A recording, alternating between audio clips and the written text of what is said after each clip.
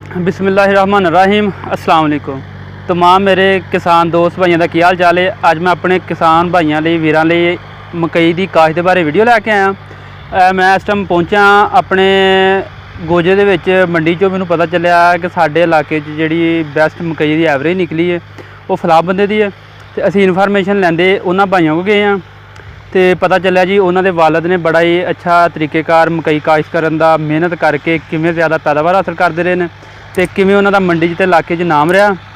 उन्हां दी माशाअल्लाह अद्धा मरबे तो ज़्यादा अपनी ज़मीन वाही है जिहदे विच सिर्फ पूरे साल दे विच 2 फसलां मकई दी असीं काश्त करदे ने ते मकई दी ही काश्त तो इलावा कोई काश्त नहीं करते। इस दफ़ा उन्होंने पहली दफ़ा आन के सानूं पता चलिया कि तेल उन्होंने माशाअल्लाह काश्त कीते ते वो भी असीं तुहानूं इस वीडियो दे विच स्टार्ट 'च दिखावांगे कि बड़े ज़बरदस्त माशाअल्लाह लंबी हाइट 5-5 फुट की हाइट है तिलों की जी उन्होंने इस दफ़ा काश्त की है।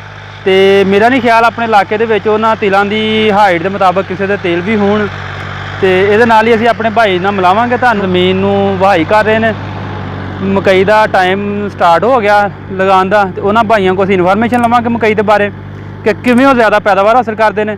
इस तो पहले असीं तुहानूं छोटी जी वीडियो विखावांगे अपने भाई की जिहड़ी तिलों की उन्हें काश्त की। इस टाइम 1.5-2 किले तेल काश्त किए हैं।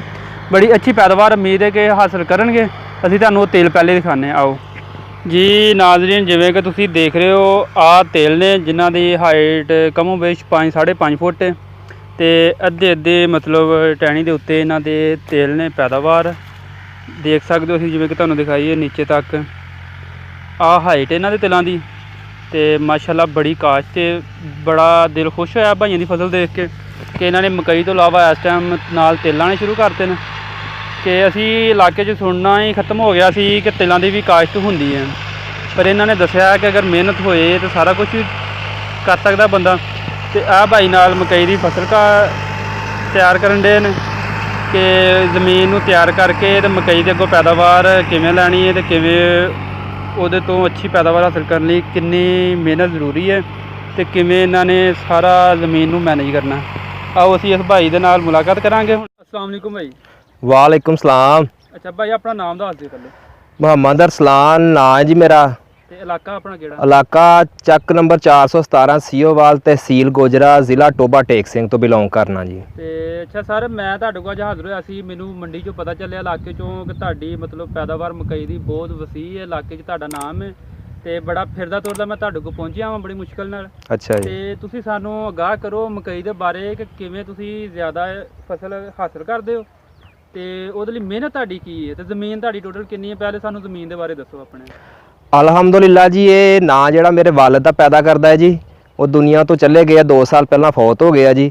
ਇਹ ਸਾਰਾ ਨਾਮ ਜਿਹੜਾ ਉਹਨਾਂ ਦਾ ਪੈਦਾ ਕਰਦਾ ਹੈ ਜੀ। ਸਾਡੀ ਤਕਰੀਬਨ 15-16 ਏਕੜ ਜਿਹੜੀ ਆਜ਼ਾਦੀ ਜ਼ਮੀਨ ਆ ਤੇ ਉਸ ਤੋਂ ਹਟ ਕੇ ਚਾਚਿਆਂ ਤਾਇਆਂ ਦੀ ਵੀ ਕੋਈ 6-7 ਕਿੱਲੇ ਹੈ ਮਰਬੇ ਦੇ ਲਗਭਗ ਹੈ ਜਿਹੜੀ ਵਾਈ ਕਰੀ ਦੀ ਆ।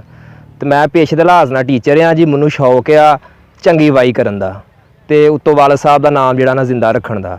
माशाअल्लाह 2.5 पैड़ियाँ जड़ियाँ ने वो अपना तिलों दी काश्त कीतियां ने, अगों आ मकई की बजाई वास्ते पैड़ी की तैयारी हो रही है।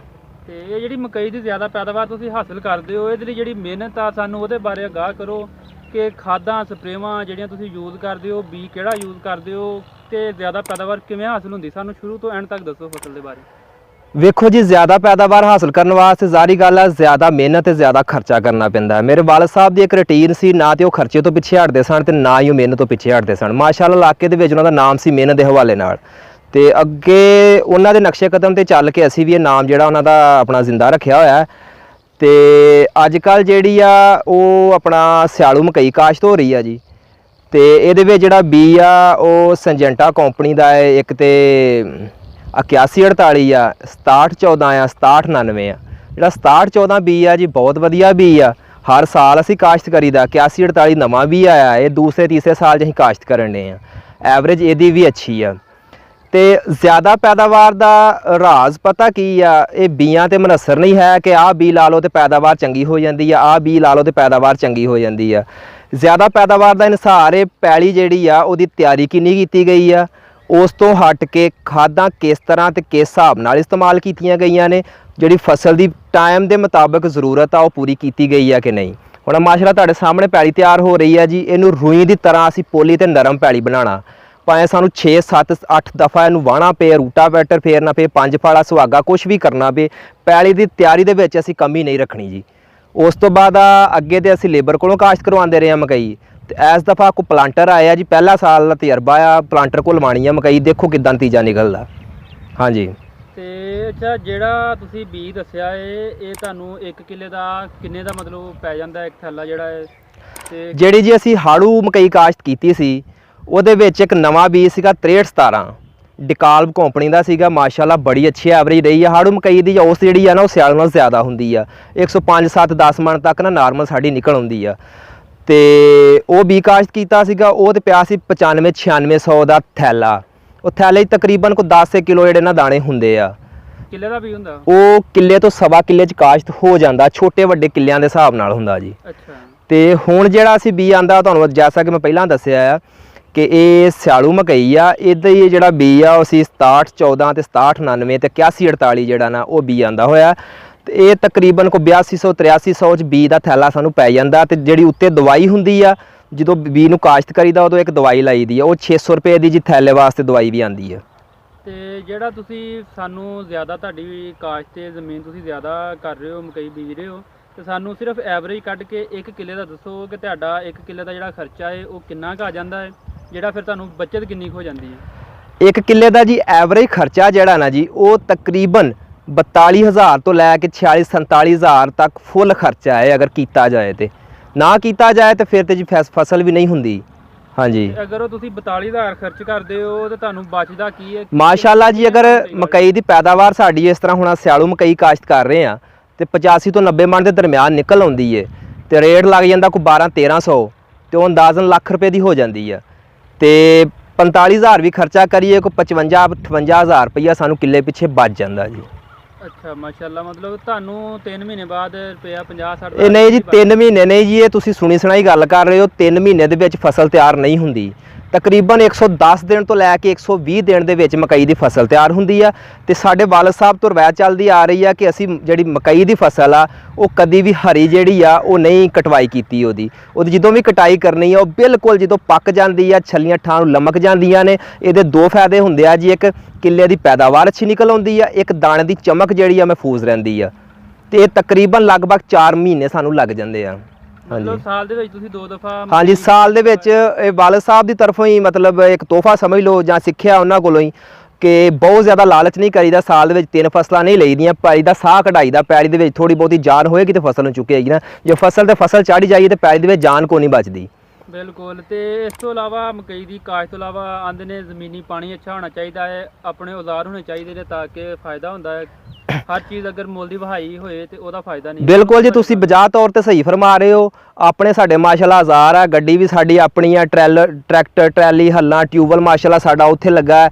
ਪਾਣੀ ਸਾਡਾ ਜ਼ਮੀਨੀ ਬਹੁਤ ਅੱਛਾ ਹੈ ਜੀ, ਕਿਉਂਕਿ ਟਾਈਮਲੀ ਸਾਨੂੰ ਜਿਸ ਚੀਜ਼ ਦੀ ਵੀ ਜ਼ਰੂਰਤ ਪੈਂਦੀ ਹੈ ਸਾਡੇ ਕੋਲ ਅਵੇਲੇਬਲ ਹੁੰਦੀ ਆ, ਤੇ ਅਸੀਂ ਆਸਾਨੀ ਨਾਲ ਚੀਜ਼ ਇਸਤੇਮਾਲ ਕਰਕੇ ਬਿਹਤਰ ਪੈਦਾਵਾਰ ਲੈ ਲਈਦੀ ਹੈ।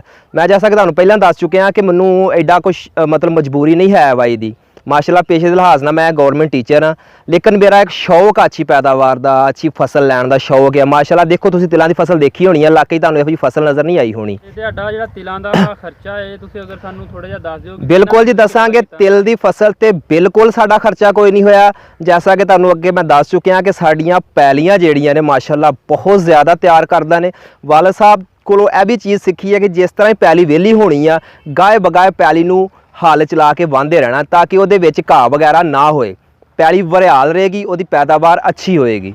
ਤੇ ਤਿਲਾਂ ਤੇ ਅਸੀਂ ਕੋਈ ਖਰਚਾ ਨਹੀਂ ਕੀਤਾ ਜੀ, ਆਪਣਾ ਰੌਣੀ ਕਰਕੇ ਪੈਲੀ ਜਿਹੜੀ ਆ ਉਹ ਦੌਰ ਨਾਲ ਆਪਾਂ ਤੇਲ ਸੁੱਟ ਛੜੇ ਆ। ਉਸ ਤੋਂ ਬਾਅਦ 1 ਜਾਂ 2 ਸਪਰੇਵਾਂ ਕੀਤੀਆਂ ਨੇ ਕੀੜੀ ਦੀਆਂ, ਆ ਸੁੰਡੀ ਸਾਂਡੀ ਪਾਈ ਜਾਂਦੀ ਆ, ਤੇ 1 ਜਾਂ 2 ਪਾਣੀ ਲਾਏ ਨੇ। ਮਾਸ਼ਾਅੱਲਾ ਪੈਲੀ ਸਾਡੀ ਉੱਦਾਂ ਹੀ ਬੜੀ ਜਾਨ ਵਾਲੀ ਆ ਜੀ। ਮਾਸ਼ਾਅੱਲਾ ਜੀ, ਚਲੋ ਬਹੁਤ ਸ਼ੁਕਰੀਆ ਸਰ, ਤੁਸੀਂ ਸਾਨੂੰ ਟਾਈਮ ਦਿੱਤਾ। ਕੋਈ ਗੱਲ ਨਹੀਂ ਸ਼ੋਇਬ ਭਾਈ, ਕੋਈ ਗੱਲ ਨਹੀਂ। ਤੁਸੀਂ ਸਾਡੇ ਬਹੁਤ ਪਿਆਰੇ ਅਜ਼ੀਜ਼ ਭਾਈ ਹੋ, ਅਸੀਂ ਤੁਹਾਡੇ ਸ਼ੁਕਰਗੁਜ਼ਾਰ ਹਾਂ। ਐਡੀ ਦੂਰੋਂ ਤੁਸੀਂ ਸਾਡਾ ਨਾਮ ਸੁਣ ਕੇ ਸਾਡੇ ਕੋਲੋਂ ਮਾਸ਼ਾਅੱਲਾ ਮਫੀਦ ਮਸ਼ਵਰੇ ਲੈਣ ਆਏ ਹੋ ਜੀ। ਅਸੀਂ ਚਾਹੁੰਦੇ ਹਾਂ ਸਾਡੇ ਇਸ ਮਫੀਦ ਮਸ਼ਵਰਿਆਂ ਨਾਲ ਬਾਕੀ ਲੋਕ ਵੀ ਮੁਸਤਫੀਦ ਹੋਣ, ਤੇ ਇਨਸ਼ਾਅੱਲਾ ਜਿੱਥੋਂ ਤੱਕ ਸਾਡੀ ਇਹ ਖਿਦਮਤ ਹੋਏਗੀ ਅਸੀਂ ਇਨਸ਼ਾਅੱਲਾ ਇਹ ਖਿਦਮਤ ਆਪਣੀ ਦੇਣ ਵਾਸਤੇ ਤਿਆਰ ਹਾਂ ਜੀ। ਜੀ ਸਰ, ਜਜ਼ਾਕल्ला, बहुत शुक्रिया सर। हाँ जी, ओके, अल्लाह हाफिज़। अच्छी वीडियोस के लिए हमारे चैनल किसान दोस्त 311 को सब्सक्राइब करें और दोस्तों के साथ शेयर करना मत भूलिए। शुक्रिया।